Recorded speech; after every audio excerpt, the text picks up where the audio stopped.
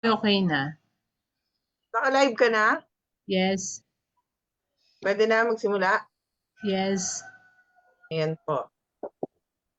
And,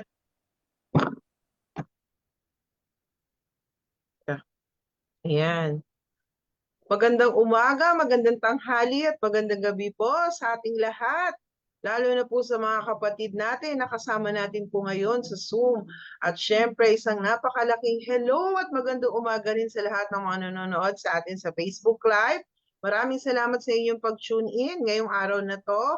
At mula man kayo sa iba't ibang panig ng Pilipinas o sa anong bahagi ng mundo, welcome po kayo dito sa ating pong Psalms Prayer Warriors, and we are praying soldiers and loving messengers of souls. Ngayong araw, May 21, napakaganda at nakakaantig ang ating pong tema, Peace Above the Storm, Portraits of a Mother's Faith, at ang ating pong paksa na tatalakayin ay Mother's Tears That Heal. Alam po ninyo, kapag umiyak ang isang ina, kadalasan iniisip natin na iyon ay dahil lamang sa pagod o problema. Ngunit ang totoo, may lalim ang bawat luhang kumapatak mula sa isang inang may pananampalataya. At paalala nga po sa atin, sa awit 126 verse 5, ang nagtatanim na may luha ay aani na may sigaw na kagalakan. Napakagandang pangako, napakagandang pangako po niyan, di po ba? Ibig sabihin, ang bawat luhang inaalay natin sa Panginoon ay hindi po nasasayang. Kaya sa umagang ito, welcome po muli sa Psalms Prayer Warriors, at muli po ako po si Sister MJ, ang inyo pong host para sa araw na ito. Ayan po, para sa ating pong participants ngayong araw na to, wait lang po ayan. Ang ating pong magbibigay ng opening prayer Si ay Tita walang iba Nits na po. lang, Ate MJ. Okay. Walang iba po kundi si Sister Nisita Katoliko, at ang ating pong music or offering ay pagkakaloob po ni Sister Ampi Garcia, at ang ating pong speaker, walang iba po si Pastor Glenn Amican. Mamaya po, pagkatapos po ng mensahe ng ating pong pastor, magkakaroon po tayo ng chance na magtanong about sa message po na ating napakinggan, at magkakaroon po tayo ng chance and privilege na mag-share po ng ating po mga short reflection. At yun po ay papacilitate yours truly, si Sister MJ Rason. At ang ating pong closing prayer, pagkakaloob po natin pong speaker, at ang ating pong intercessory prayer ay pagkakaloob po ni Sister Maria Teresa Laitong. Ayan po. Bago ko po ibigay sa ating pong opening prayer, batiin ko muna po yung mga nandito po sa loob ng Zoom. Ayan po, sa aking screen, ang napakagandang si Ate Nisita Katoliko, ang ating pong Binibining Pilipinas 1998. At ang ating pong muse, nakita nyo naman po, naka-shades pa siya, si Ate Annie Barrios. Andyan din po ang butihing may bahay ng ating pong masigasig na si Pastor Sariola, ay si Ate Connie Sariola. Andyan din po si Sister Sheila. Sheila D. Ito ba ay destakamento? At si Hindi, Sister Jenny. yung nakikita mo sa sa Mamsi. Di manarig. Okay po, si Sister Sheila.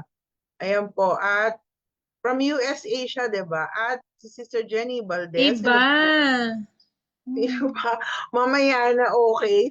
Pasensya na po. Ang inyo pong host ay medyo masakit na ang kanyang ulo. At andito po ang ating pong si Ate Minda Arienda. Hello po. And of course, ang ating po si Sister Ampi Garcia. Andyan din po si Ate Rosen Puno. Andyan din po si Sister Ria Incognito.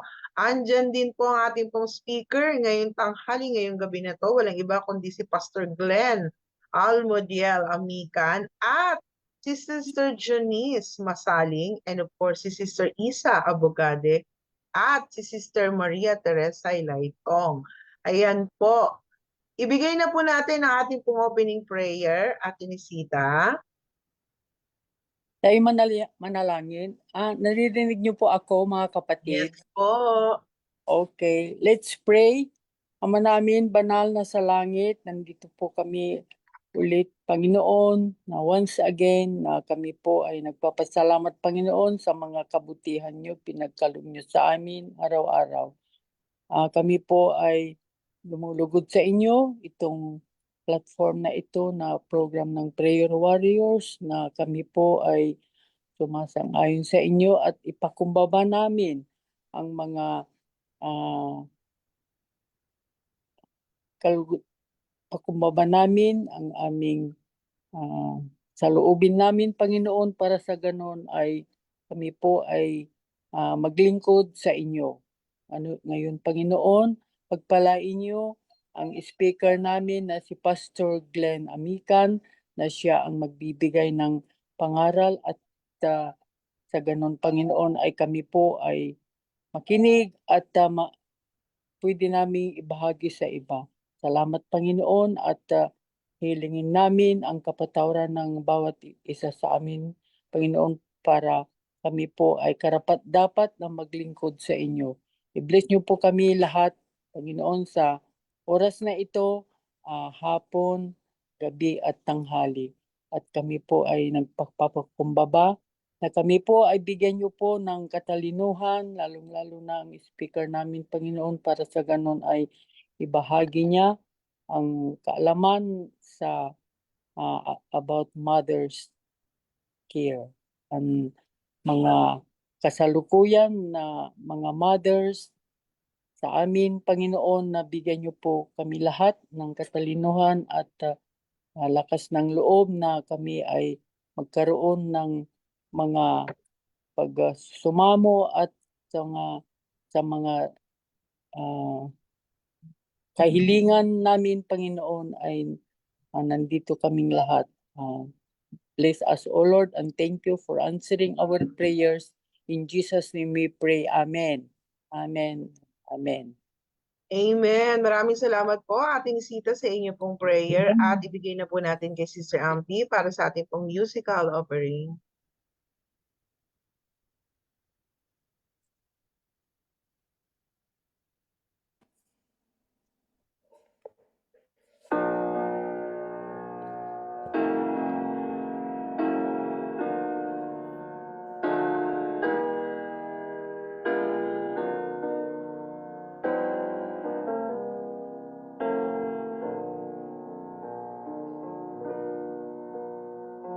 Shine.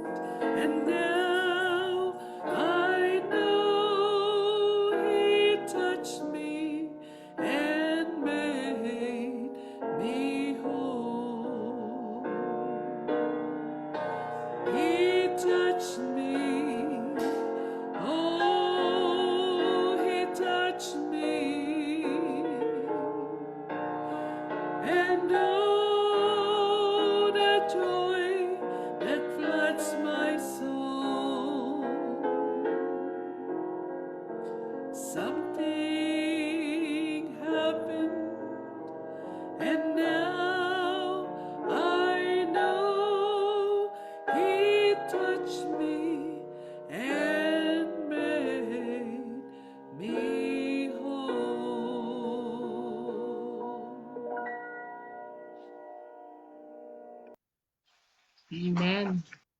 Amen. Ayan po, bago ko bibigay sa ating pong speaker, batiin ko muna po yung mga humabol. Nandyan din po si Daddy Ralph. Ayan po. So, mga kapatid, tunay pong pagpapala ang magkaroon ng lingkod ng Diyos na gagabay at magbabahagi ng kanyang salita ngayong umaga, ngayong tanghali at ngayong gabi na to. Ang ating pong speaker ay si Pastor Glenn Amican mula sa Masbate Province. Siya po ay nagtapos sa Adventist University of the Philippines o AUP at kasalukuyang naglilingkod bilang Muntinlupa District Pastor. Sa pamamagitan ng kanyang ministeryo, marami na pong buhay ang naaabot at napalapit sa Panginoon. Tunay, ginagamit siya ng Diyos upang magbigay ng pag-asa, pagpapalakas ng pananampalataya at ng mga mensaheng tumatagos sa puso. Kaya sa oras pong ito, ihanda po natin ang ating puso at isipan habang ating pinapakinggan ang mensaheng ipapahayag ng Panginoon sa pamagitan po ng kanyang lingkod. Mga kapatid, ibigay na po natin sa ating pong speaker, Pastor Glenn Amican. Nasa inyo na po ang buong pagkakataon. Pastor? Thank you so much, Sister MJ. At salamat din po sa mensahe kanina, Sister Amphi. Isa pong kagalakan na kayo ay makasama po at makapaglingkod sa atin pong mga ilaw ng tahanan. Kaya po ang aking nakikita ay liwanag at ang mga nanay po natin at mga mahal na ina ay tayo po ay nagkatipon upang magpalakasan, magdalanginan at sambahin at purihin natin ang ating pong Panginoon. Sa espesyal po na pribilehiyo, ako po ay nagpapasalamat na makasama po kayo at mapangunahan ang ating pong devotional sa ating pong pag-aaral ng kanya pong banal na salita. Kaya naman po, bago tayo magsimula, anyahan ko po kayo sa isang maikling panalangin. Dakila ka, Amang Banal, sa aming buhay. Ikaw ang Diyos na nagmamahal sa amin at ang Diyos na nagkakaloob ng panibagong pag-asa. Nasilayan namin sa oras na ito ang iyong pong biyaya at nadama namin ang iyong pong presensya. Kaya naman sa pagkakataong ito, amin na pong pinagkakaloob sa iyo ang panahon na kung saan mag-aaral kami ng iyong banal na salita. Ang aming pong hiling at dalangin ay ang Santong Espiritu nawa ang mangusap sa amin. Kayo po ang Diyos na magsalita at kung paano po ninyo in-inspire or hiningahan ang Biblia ay inspire nyo rin po kami through the Holy Spirit right now. Na maintindihan namin ang iyong pong banal na salita na maging personal at ang salita mo, Ama, ang magbago sa amin, magkaloob sa amin ng kalakasan. Salamat, O Diyos, sa pagdinig mo sa aming dalangin. Pinupuri ka namin at sinasamba sa pangalan ng aming pong Panginoong Hesus. Amen. So, last 2 Sundays ay nag-celebrate po tayo ng Mother's Day. And talagang personally, parang hindi ako gaanong nakaka-relate. Alam yan ng aking mga kasama dito. Yan sa kasama ko dito sa district. Sila Sister Isa, sila Sister M, Sister Tess Litong ay personally ay kasama po namin sila sa distrito. At alam po nila na ako ay ulila sa ina at wala po akong na-experience na mother's love. Kasi 6 years old pa lang ako ay namatay na po ang aking pong mama. Kaya pag dumarating ang Mother's Day special, ay parang hindi ko alam kung paano ko ito o kumbaga hindi ko ma-explain ang pakiramdam kasi parang strange sa akin yung part na pag pinag-uusapan yung mother. Kasi nga po ay bata pa lang po ako ay di ko na na-experience or hindi ko na nakasama ang aking nanay. Pero fortunately, but praise the Lord kasi pag nung ako po ay nabautismuhan, ah, kilala po ninyo ang ginamit ng Panginoon, ang tito ko, si Brother Johnson Amican. Siya po ang nagpakilala sa akin sa pananampalataya. At nung dumating po ako sa church ay praise the Lord at marami akong naging nanay. Kaya yan, mga mother ko yan, itong mga nandito sa district po natin. So, by that, I experienced a glimpse or yung pinagkalooban ako ng Diyos ng mga ina sa iglesia. So, nagpapasalamat po ako sa bagay na iyon. Kaya, sa pagkakataong ito ay gusto ko pong ibahagi sa atin ang talata sa Awit chapter 56 verse 8. Iyong ibinilang ang aking mga paglalakbay. Ilagay mo ang aking mga luha sa botelya mo. Wala ba sila sa aklat mo? So, we know na sa Bible ay may na-mention na books sa heaven. So, nariyan ang Book of Life, nandyan din po ang Book of Death, and nandyan din po ang Book of Remembrance. So, sa Malakay, sa Revelation, ito ay na-mention. And dito po sa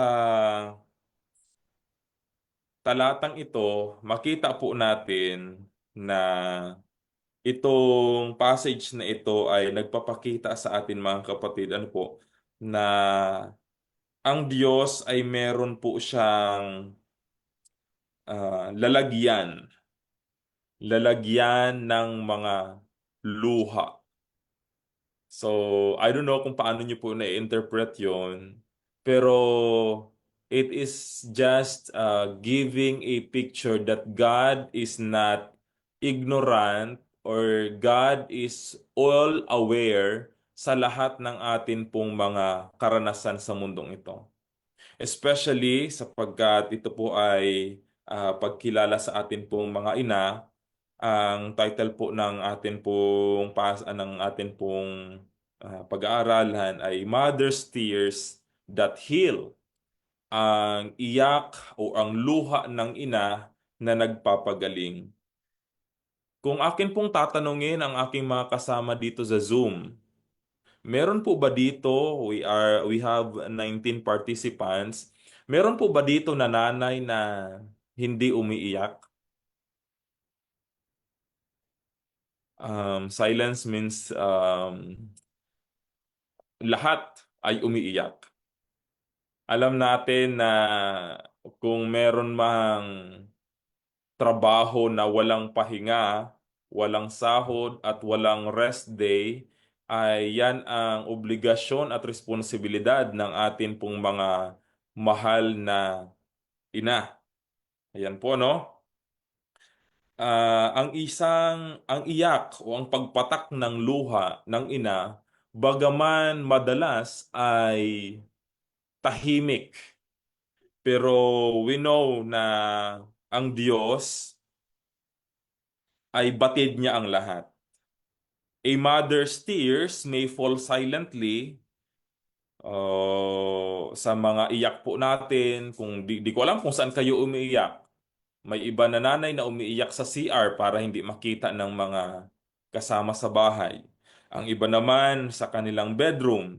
Ang iba sa kitchen, ang iba sa hospital, ang iba sa mga iglesia, sa iniiyak sa Panginoon, sa church. Alam natin na bagaman tahimik at walang nakakaalam na mga madalas sa ating pong kapwa, ngunit ang Ama natin sa langit ay hindi ito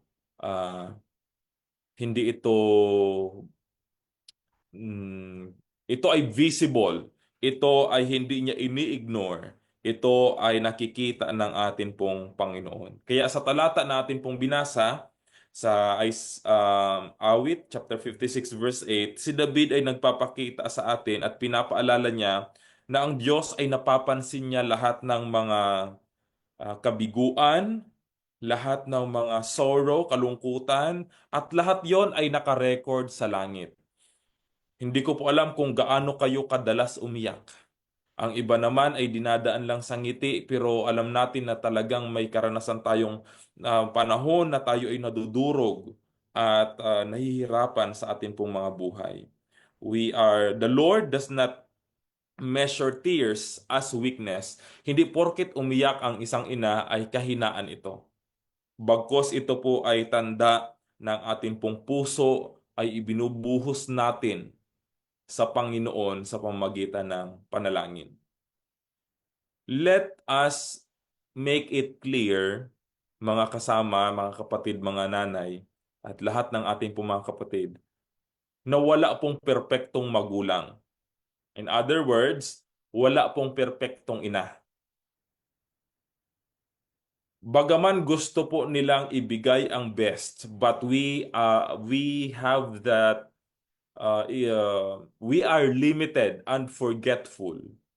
The same time na tayo ay gusto man natin ibigay ang ating mga ipinangako, gusto man natin ihandog ang lahat ng ultimo isusubo, ultimo para sa atin, pero ibinibigay pa natin sa atin pong mga pamilya.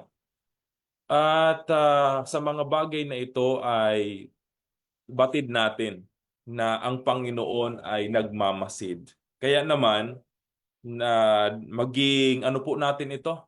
Maging inspirasyon na ang Diyos ay nakikita ang lahat ng mga bagay na ito. Sa Adventist understanding, meron po tayong tinatawag na great controversy. At yan ang magpapaliwanag sa atin kung bakit nangyayari ang lahat ng mga pangit na nangyayari sa kabila ng Diyos ay nagmamahal sa atin. Kaya kung naiintindihan lamang natin po ang great controversy, ay hindi po tayo magkakaroon ng mga sumbat or mga question sa ating Diyos, sapagkat alam natin na sa mundong ibabaw, na napakaraming mga pagsubok at problema, hindi po tayo exempted. Kaya sabi ni Mrs. White, the mother's work often seems to hear an important service. Kumbaga, hindi natin nare-recognize kung gaano katindi, kabigat ang kanilang mga ginagawang sakripisyo. But if done in faith and love, kapag ginawa natin ang lahat ng ito, ay ito po mga kapatid ay it has eternal results. At tanging, ito yung lagi ko sinasabi sa church, na tanging langit na lang ang magpapaliwanag. Tanging langit na lang ang mag-e-explain sa lahat ng atin pong hindi maipaliwanag dito at hindi natin ma-explain o maipakita, mapatunayan sa mundong ito. Langit na lang ang magpapakita, mga kapatid. I don't know kung ilang minutes po ang alatin sa message, sa devotional message, pero may PowerPoint supposed to be, but ay gusto ko maging cautious lang sa atin pong time. I think kung ilang panahon ay atin pong pag-aralan ang mga bagay na ito. So, di ko po alam din kung medyo naririnig po ninyo ang sound dito sa akin pong end, kasi nasa construction po ang Victoria. Pero okay naman po siguro, naririnig naman akong loud. Okay naman po. Okay Okay naman po. po. Isara ko lang po ang pinto kasi nag-work po dito. Loud and clear naman po, Pastor. Okay po. So yan, praise the Lord at may clear naman ang atin pong sound. Alright, so ang work of a mother ay makikita po natin kung paano din nag-work ang Panginoon. 'Di ba tayo po ay mga naintindihan ang ministry ni Jesus Christ, especially sa heavenly sanctuary. So siya po ay nag-intercede para sa atin at sa kanyang mga anak, kung paano si Jesus nag-intercede para sa atin na mamagitan, yan po ang Tagalog, tagapamagitan, ay ganun din po ang ministeryo ng isang ina. So kapag ka siguro na i-share ko na lang po or forward ko sa ating mga kapatid ang PowerPoint para personal nyo na lang po silang ma-review, mabasa. Pero I have concern na baka pagka ginamit po natin ay humaba po tayo. Pero isi-share ko na lang po sa inyo and you have your ample time para i-review na lang po ang atin pong ang PowerPoint na ito. So, nag-intercede si Jesus Christ para sa atin at ganun din po ang ating mga nanay. Kaya atin pong alalahanin na ang katotohanan na ang ating mga ina, bagaman sila po ay hindi perpekto, pero ganun po ang kanila pong pagnanais. Na tayo po ay mapabuti at ang iyak na ito ay nakikita ng Diyos, napapansin niya at nagdadalang habag po siya sa atin. And as a sort of encouragement, there is always that perfect time na ibigkaloob sa atin ng Diyos ang kasagutan sa atin pong mga panalangin. May mga prayer na immediately sinasagot. May mga prayer na it will take time, saka po ibibigay ng Diyos ang kanya pong kasagutan sa ating mga dalangin. May mga panalangin katulad ni Esther na pray for deliverance and the Lord already immediately answer her intercession. Sila ay nag-prayer, sila ay nag-fasting at sumagot ang atin pong Panginoon. May prayer din na umaabot ng taon, just like the prayer of Hannah. Hannah chapter 1, chapter 2. First Samuel, yan po ang mababasa po natin na ang Panginoon ay sa kabuhay ni Hannah ay may binilang na panahon para ipagkaloob ang kanya pong tugon sa kanya pong mga anak na dumadalangin sa kanya. Meron po akong sa pagtatapos po meron po akong nanay na nakausap. Isa po siyang ina, hindi ko na po banggitin, pero sa dati ko pong mga distrito na paglingkuran ay umiiyak po siya sa akin. Sabi niya, "Pastor, ang aking anak ay di ko alam kung ano ang gagawin." Sabi ko, "Bakit? Ano po ang nangyari?" Sabi ko, sige, siguro labas po tayo ng kaunti kasi church po iyon, may start na ng program, pero noong nakatabi ko po siya, ay talagang hindi niya papigilan ang kanyang sarili na i-share. Sabi ko, sige, tabi tayo, doon tayo sa likod mag-usap. Ano po bang nangyari? Sabi niya, "Pastor, kagabi lang ang aking anak ay talagang sobra na ang ginagawa niya sa akin." Sabi ko, ano po ba ang nangyari? So tahasan at harapan na talaga po siyang hinihiya, harap-harapan na rin po siyang talagang hindi nirerespeto at talagang matindi. Sabi ko, "Ano pong pinakang heavy?" Sabi niya, "Pastor, ito talagang dumurog sa akin." Sabi niya sa akin, "Pastor, kwentahin ko daw ang lahat ng aking naging gastos simula nang siya ay nasa sinapupunan ko hanggang siya ngayon ay 32, 37 ay 30s na po ang kanyang anak." Sabi niya, "Kwentahin ko daw ang lahat ng aking naging gastos at aking ibabayaran daw ng kanyang anak sa kanya."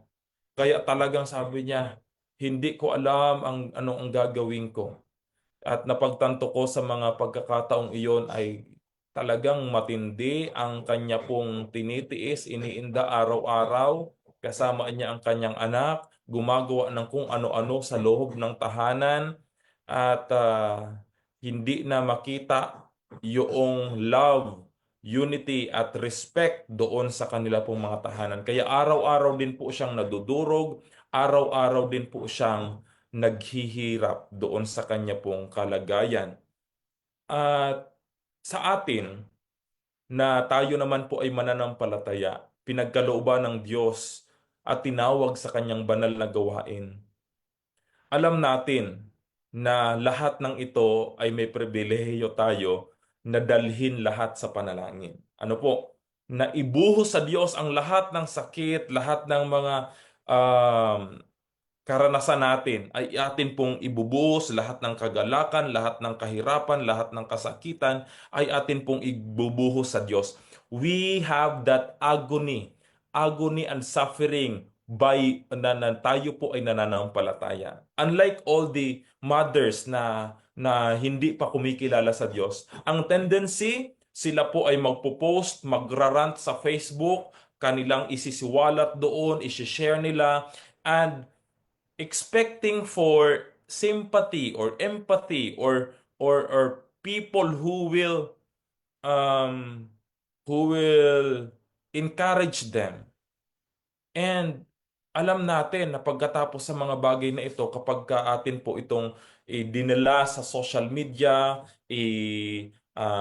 i-rant natin sa Facebook or kung saan pa mang mga platform, alam natin mga kapatid at mga kaibigan na ito ay hindi talaga nagdadala ng solusyon o nagbubunga ng mas maganda. In fact, tayo po ay mas lalong nasisira, nahihirapan at hindi nakakasumpong ng kapayapaan. Ngunit mapalad po tayo sapagkat tayo naman po ay tinawagan ng Diyos at ang panalangin ay napaka-importante sa atin na kung wala ang panalangin ay papaano na lang. Kaya kanina nagdalaw-dalaw kami, madaling araw, umaga pa lang, nakapunta kami doon. May nakausap naman ako na nanay. Ganun din po ang concern. At sa maraming kwento, hindi ko po alam ang mga kwento po ng atin pong mga mother dito. Ngunit alam kong may mga kwento kayo na patotoo kung gaano naging makapangyarihan ang panalangin. Na sa atin pong pagluha at pagpatak ng atin pong nang iyak po natin ay meron pong Diyos na magkakaloob sa atin ng reward. Kaya nga po tinawag na langit ang langit. Kasi ang langit ay para lang doon sa mga taong napagod, mga taong nasaktan, mga tao na nahirapan. Kaya ang langit ay kapahingahan at kagaanan. Kaya kung dito sa lupa, ang ating karanasan ay gano'n na lamang, we will experience heaven. We will be with the Lord forever and ever. At doon natin masusumpungan ang ultimate o yung final rest na ipagkakaloob sa atin ng Panginoon. Nawa, sa mga bagay na ito ay iiyak natin. Iiyak natin sa Panginoon. And if you have the trusted friend, be a blessing. Sila po ay blessing sa atin. Kung kayo ay may mga kapatid, na alam nyo na may mapagkakatiwalaan ng confidentiality, meron tayong mapalad na pagkakataon na ilapit natin sa kanila. And of course, safe at ang pinakang sure talaga natin ay ang Panginoon kapag atin pong idinulog sa Kanya ang lahat. Sa mga bagay na ito, nawa maging karanasan natin na sa panalangin ay atin pong iiyak na ang lahat, ibuhos na ang lahat, ihagulhol na natin ang lahat sa Panginoon sapagkat siya ang Diyos na hindi nakakalimot at Diyos na laging nariyan sa tuwing tayo tatawag. Pagpalain po tayo sa oras na ito. God bless po sa atin pong lahat. Ito po ang mensahe ng atin pong Panginoon. God bless po. Amen. Ayan po. Maraming salamat po, Pastor, sa napakagandang mensahe na binahagi nyo ngayong tanghali ngayong gabi na to. At ibigay na po natin sa ating pong appeal song.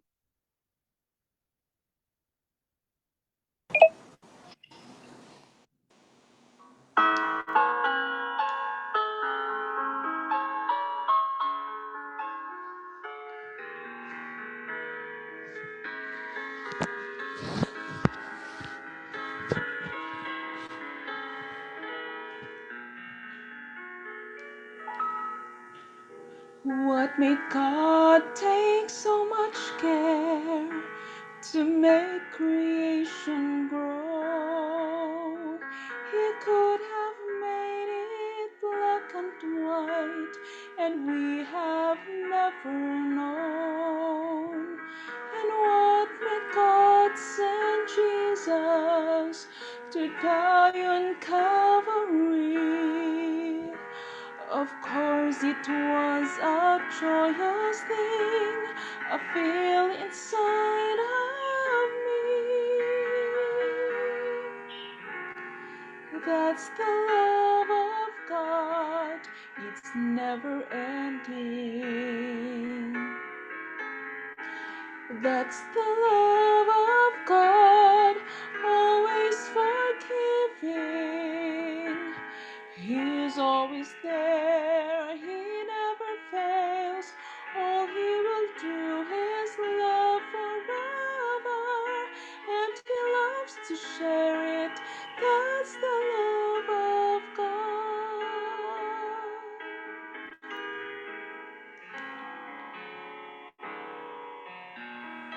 He can change a family. He's already changed the world. When Jesus brings it to our heart, heaven's banner is unfurled.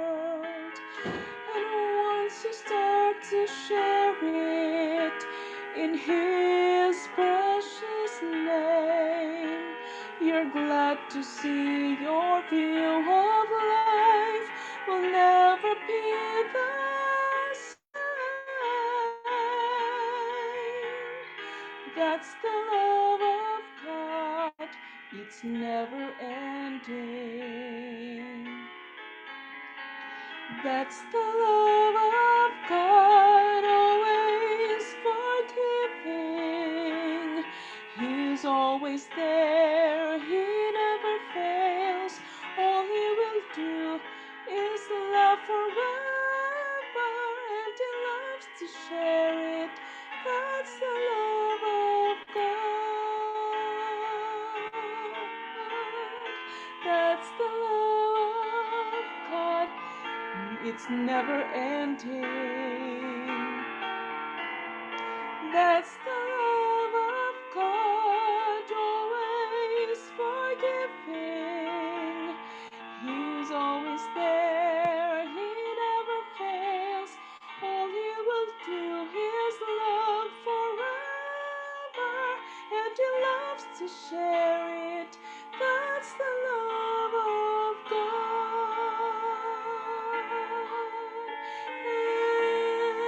and He loves to share it. That's the love of God. Amen. Amen. Thank you so much, Sister Sheila. Ayan po, Pastor, para sa iyo pong closing prayer. Okay po, tayo po ay manalangin. Katulad ng napakinggan po namin amang banal sa awit ng iyong pag-ibig ay kailanman hindi nagmamaliw. At salamat din, Panginoon, sa ina na iyo pong ginagamit upang ipabatid sa amin, sa iyo pong mga anak, ang iyo pong malalim at malawak at napakataas na pag-ibig sa amin.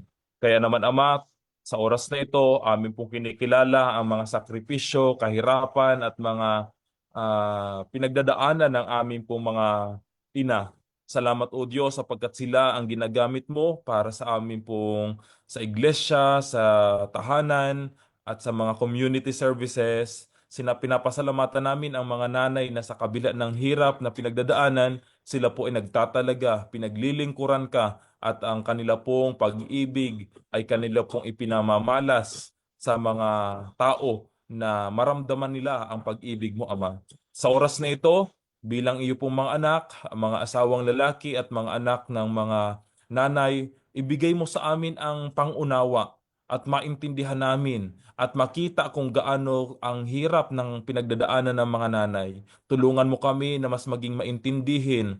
tulungan mo kami at bigyan mo kami ng pagmamahal sa kanila, respeto at maintindihan namin ang kanila pong pinagdadaanan. Ibigay mo rin sa amin, Ama, ang pangunawa na sila po ay maintindihan at mas ma-appreciate pa, mas ma-recognize pa at maitaas namin sila sa iyo din sa pamamagitan ng panalangin. Ganun na lamang ang kanila pong pagtitiis at paghihirap. Kaya naman, Ama, akin pong dinadalangin, Panginoon, sa lahat ng ina ninyo, ang mga ina dito sa mundo, ay yung patuloy na pagkalooban ng pagpapala, biyaya at kalakasan higit lalo, hindi lamang sa pisikal kundi sa espiritual, na sila ay magkaroon ng pagtitiis na sa hirap ng pinagdadaanan ay ito po'y mapagtagumpayan po nila. Akin pong dinadalangin, Ama, kasama ng mga magulang, mga nanay at tatay namin, ay pagkaloob mo sa kanila ang kalakasan upang sa araw-araw ay po silang pagpapalain, iingatan sa lahat ng kanila pong mga paghayo.